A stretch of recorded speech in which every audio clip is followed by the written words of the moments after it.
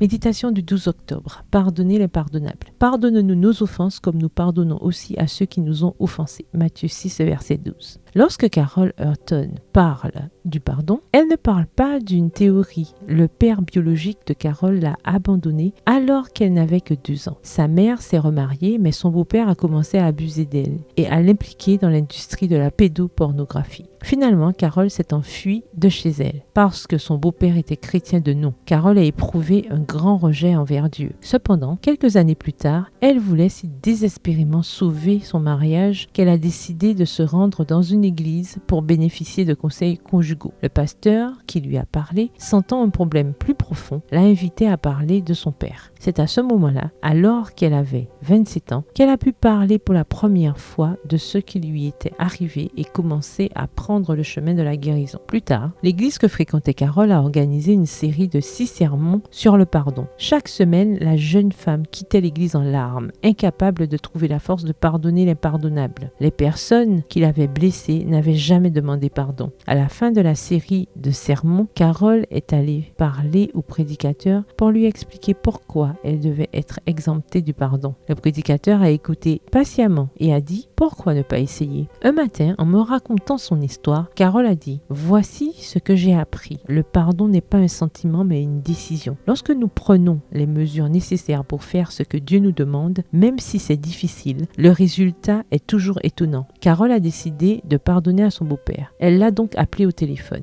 Elle lui a parlé de tout le mal qu'il lui avait fait et elle lui a dit qu'elle avait décidé de lui pardonner par la grâce de Jésus. Après avoir prononcé ces mots, Carol a attendu un moment, pensant que son beau-père allait s'excuser. Mais tout ce qu'il lui a dit, c'est « Pas de chance ma petite, c'est la vie ». Malgré sa réaction, Carol m'a dit « Lorsque j'ai pardonné à mon beau-père, cela ne l'a pas changé lui, cela m'a changé moi. Quand j'ai raccroché, je me suis déconnectée de lui. Voilà ce que ça veut dire. J'ai annulé sa dette. Si quelqu'un vous doit quelque chose, des excuses, de l'argent, quoi que ce soit, vous êtes enchaîné à cette personne. Lorsque vous annulez sa dette, vous vous libérez d'elle. Prière, Seigneur, je ne veux pas laisser la douleur du passé m'enchaîner. Je veux annuler les dettes par ta puissance et par ta grâce. Amen. Bonne journée, que l'Éternel vous bénisse.